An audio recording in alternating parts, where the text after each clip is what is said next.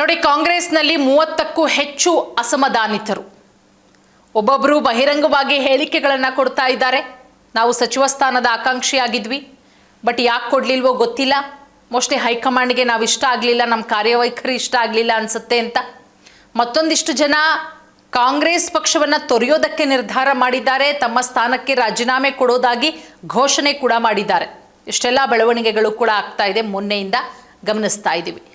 ಮತ್ತೊಂದು ಕಡೆ ಅಸಮಾಧಾನಿತರ ಕೋಪವನ್ನ ಶಮನ ಮಾಡೋದಕ್ಕೆ ಕಾಂಗ್ರೆಸ್ ಈಗ ಮುಂದಾಗ್ತಾ ಇದೆ. ಯಾವ ರೀತಿ? ಕಾಂಗ್ರೆಸ್ ಶಾಸಕರ ಜೊತೆಗೆ ನಾಯಕರುಗಳು ಚರ್ಚೆ ಮಾಡ್ತಾ ಇದ್ದಾರೆ. ಕೆಪಿಸಿಸಿ ಅಧ್ಯಕ್ಷರಾದಂತಹ BK ಹರಿಪ್ರಸಾದ್ ಅವರು ಯಾರೆಲ್ಲ ಅಸಮಾಧಾನಿತ ಶಾಸಕರಿದ್ದಾರೆ ಅವರನ್ನ ಕರೆಸ್ಕೊಂಡು ಮಾತುಕತೆ ಕೂಡ ಮಾಡ್ತಾ ಇದ್ದಾರೆ. ಮತ್ತೊಂದು ಕಡೆ ಸೀನಿಯರ್ಸ್ ಮನೆಗೆ ಜೂನಿಯರ್ಗಳನ್ನ ಕಳಿಸ್ತಾ ಇದ್ದಾರೆ. ಯಾಕಂದ್ರೆ ಜೂನಿಯರ್ಗಳಿಗೆ ಸಚಿವ ಸ್ಥಾನ ಸಿಕ್ಕಿದೆ, ಪಕ್ಷದಲ್ಲಿ ನಾವು ಬಹಳ ಹಿರಿಯರಿದ್ದೀವಿ, ಒಂದು ಬಾರಿಯೂ ನಮ್ಮನ್ನ ಸಚಿವರನ್ನಾಗಿ ಮಾಡಿಲ್ಲ ಅಂತ ಹೇಳಿ ಒಂದಷ್ಟು ಜನ ಅಸಮಾಧಾನ ವ್ಯಕ್ತಪಡಿಸ್ತಾ ಇದ್ದಾರೆ.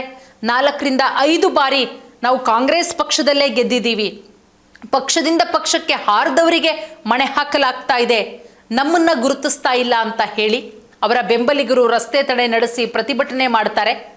ಈಗ ಶಾಸಕರ ಜೊತೆಗೆ ನಾಯಕರ ಚರ್ಚೆ. ಮುಖ್ಯಮಂತ್ರಿ DK ಶಿವಕುಮಾರ್ ಅವರ ಸಚಿವ ಸಂಪುಟ ವಿಸ್ತರಣೆಯ ಬೆನ್ನಲ್ಲೇ ಸಚಿವ ಸ್ಥಾನ ಸಿಗದೆ ಭುಗಿಲೆದ್ದಿರುವಂತಹ ಕಾಂಗ್ರೆಸ್ ಶಾಸಕರ ಬಂಡಾಯವನ್ನ ಶಮನಗೊಳಿಸೋದಕ್ಕೆ ಪಕ್ಷದ ಹಿರಿಯ ನಾಯಕರು ಈಗ ಮುಂದಾಗಿದ್ದಾರೆ. ಒಂದಷ್ಟು ಜನ ರಾಜೀನಾಮೆ ಬೆದರಿಕೆಯನ್ನ ಹಾಕಿದ್ದಾರೆ.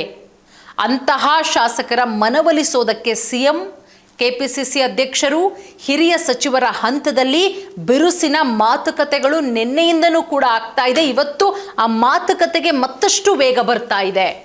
CM DK ಶಿವಕುಮಾರ್ ಅವರ ಸಚಿವ ಸಂಪುಟ ವಿಸ್ತರಣೆಯ ಬೆನ್ನಲ್ಲೇ ಕಾಂಗ್ರೆಸ್ ಪಾಳ್ಯದಲ್ಲಿ ಭುಗಿಲೆದ್ದಿರುವಂತಹ ಶಾಸಕರ ಅಸಮಾಧಾನ ಶಮನಕ್ಕೆ ಇದೀಗ ಸ್ವತಃ ಮುಖ್ಯಮಂತ್ರಿಗಳ ಆದಿಯಾಗಿ ಕೆಪಿಸಿಸಿ ಅಧ್ಯಕ್ಷರು ಕೂಡ ಖಡಕ್ಕಿಳಿದಿದ್ದಾರೆ.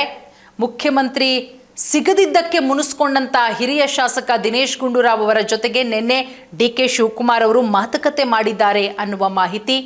ಕೆಲವೊಮ್ಮೆ ಹೈಕಮಾಂಡ್ ನಿರ್ಧಾರಕ್ಕೆ ತಲೆಬಾಗಬೇಕಾಗುತ್ತೆ ಅಂತ ಹೇಳಿ ಮನವರಿಕೆ ಮಾಡಿದ್ದಾರೆ ಅನ್ನುವಂಥ ಮಾಹಿತಿ. ಜೊತೆಗೆ ಯಶವಂತ ರಾಯಗೌಡ ಅವರಿಗೆ ಕರೆ ಮಾಡಿ 10 ನಿಮಿಷಗಳ ಕಾಲ ಮಾತಾಡಿದ್ದಾರೆ DK ಶಿವಕುಮಾರ್ ಅವರು ಅನ್ನುವಂತಹ ಮಾಹಿತಿ ಕೂಡ ಸಿಗ್ತಾ ಇದೆ. ನಿಮ್ಮ ನಿವಾಸಕ್ಕೆ ಬಂದು ಮಾತನಾಡ್ತೀನಿ CM ಯಶವಂತ ರಾಯಗೌಡಗೆ ತಿಳಿಸಿದ್ದಾರಂತೆ. ಸಚಿವ ಲಕ್ಷ್ಮಣ್ ಸವದಿ, ಮಹಂತೇಶ್ ಕೌಜಲಗಿ, ವಿನಯ್ ಕುಲಕರ್ಣಿ, PR ಪಾಟೀಲ್ರಿಂದಲೂ ಮನವೊಲಿಕೆ ಯತ್ನ ನಡೀತಾ ಇದೆ. ಯಶವಂತ ರಾಯಗೌಡ ಪಾಟೀಲ್ ಅವರು ರಾಜೀನಾಮೆ ಸಲ್ಲಿಸಿಬಿಟ್ಟಿದ್ದಾರೆ, ಅವರನ್ನ ಮನವೊಲಿಸುವಂತಹ ಪ್ರಯತ್ನ.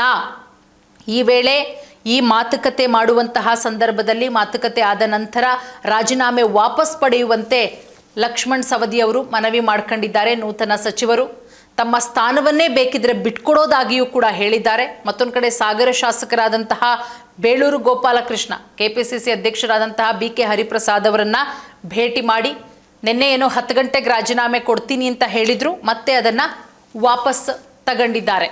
ಅಂದ್ರೆ ಅಲ್ಲಿಗೆ ಮನವೊಲಿಕೆಗೆ ಬಗ್ಗಿದ್ದಾರೆ ಬೇಳೂರು ಗೋಪಾಲಕೃಷ್ಣ ಅಂತ ಹೇಳಿ. ಮತ್ತೊಂದು ಕಡೆ ಕೋಲಾರ ಶಾಸಕರ ಹೊಣೆ DCM ಡಾಕ್ಟರ್ G ಪರಮೇಶ್ವರ್ ಅವರಿಗೆ ವಹಿಸಲಾಗಿದೆ ಅನ್ನುವಂತಹ ವಿಚಾರ. ಸಚಿವ ಸ್ಥಾನ ಸಿಗದ ಸಂಬಂಧ ತೀವ್ರ ಅಸಮಾಧಾನ ಹೊರಹಾಕಿದ್ದಾರೆ. ಕೋಲಾರ ಜಿಲ್ಲೆಯ ಕಾಂಗ್ರೆಸ್ ಶಾಸಕರನ್ನ ಸಮಾಧಾನ ಪಡಿಸುವ ಹೊಣೆಯನ್ನ DCM ಪರಮೇಶ್ವರ್ ಅವರಿಗೆ ಕೊಡಲಾಗಿದೆ. ಉಪಮುಖ್ಯಮಂತ್ರಿಗಳು ಸದ್ಯ ವಿದೇಶದಲ್ಲಿದ್ದು ಈ ಬಗ್ಗೆ ಅದಾಗಲೇ CM DK ಶಿವಕುಮಾರ್ ಅವರಿಂದಲೂ ಸಂದೇಶ ರವಾನೆಯಾಗಿದೆ ಅನ್ನುವ ಮಾಹಿತಿ. ತನ್ನಿಂದಲೇ ಪಕ್ಷ ಅನ್ನುವುದು ಸುಳ್ಳು. ಸಚಿವ ಸ್ಥಾನ ಸಿಗದಿದ್ದಕ್ಕೆ ಅಸಮಾಧಾನ ವ್ಯಕ್ತಪಡಿಸಿರುವಂತಹ ಕೆಲ ಶಾಸಕರ ಜೊತೆಗೆ ವರಿಷ್ಠರು ವೈಯಕ್ತಿಕವಾಗಿ ಮಾತನಾಡ್ತಿದ್ದಾರೆ. ನಿನ್ನೆ ನಮ್ಮ ಸ್ನೇಹಿತರು ಕೆಲವು ಮಾತನಾಡಿರುವುದನ್ನು ನೋಡಿದೆ. ನಮ್ಮಿಂದ ಪಕ್ಷ ಇದೆಯೇ ಹೊರತು ಪಕ್ಷದಿಂದ ನಾವಿಲ್ಲ ಅಂತ ಹೇಳಿದ್ದಾರೆ.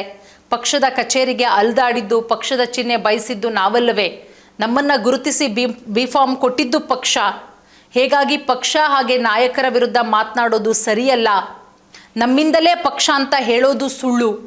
ಪಕ್ಷದ ಕಚೇರಿಯ ಬಾಗಿಲು ಕಾದಿದ್ದನ್ನ ಮರಿಬಾರದು ಅಂತ ಗೃಹ ಸಚಿವ ಪ್ರಿಯಾಂಕ್ ಖರ್ಗೆ ಅವರು ಕೂಡ ಅಭಿಪ್ರಾಯ ಕೊಟ್ಪಟ್ಟಿದ್ದಾರೆ. ಒಟ್ಟಾರೆ 30ಕ್ಕೂ ಹೆಚ್ಚು ಅಸಮಾಧಾನಿತ ಶಾಸಕರು.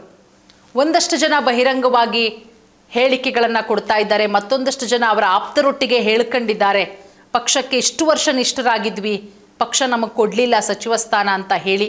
ಹಾಗಾಗಿ ಕಾದು ನೋಡೋಣ ಏನೆಲ್ಲ ಹೈಡ್ರಾಮಗಳಾಗಬಹುದು.